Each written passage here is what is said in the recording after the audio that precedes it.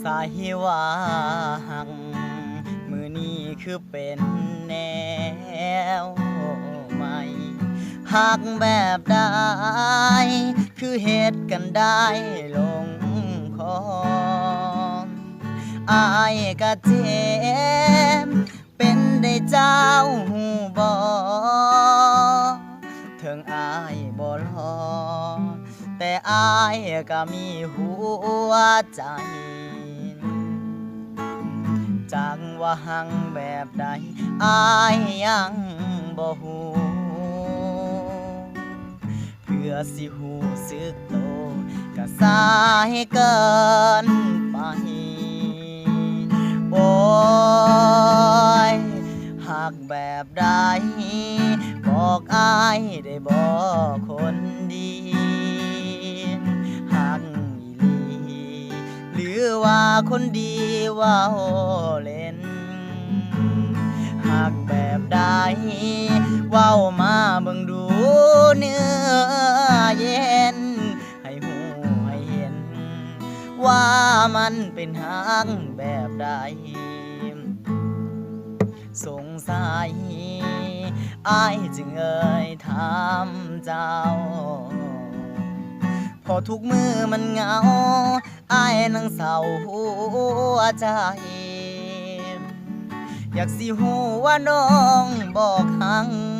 บอกอายด้วยความเต็มใจ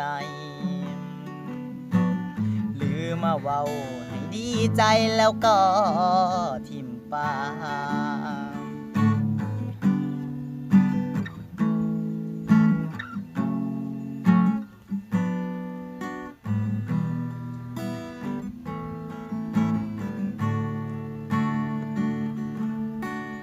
จากว่าหักแบบใด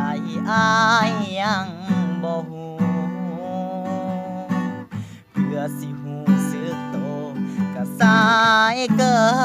นไปโอ้ยหักแบบใดบอกอายได้บอกคนดีหักอีหลีหรือว่าคนดีว่าโหเล่นหักแบบใดเว้ามาเบิ่งดูเนื้อเย็นให้หูให้เห็นว่า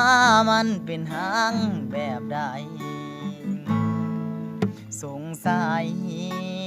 อายจึงเอ่ยถามเจ้าพอทุกมือมันเหงาอายนั่งเศร้าหัวใจอยากสิฮู้อีหลีว่าน้องบอกหัง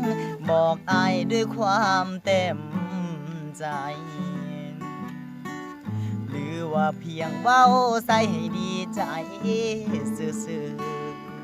ๆบ่ฮักก็บอกอายเด้อ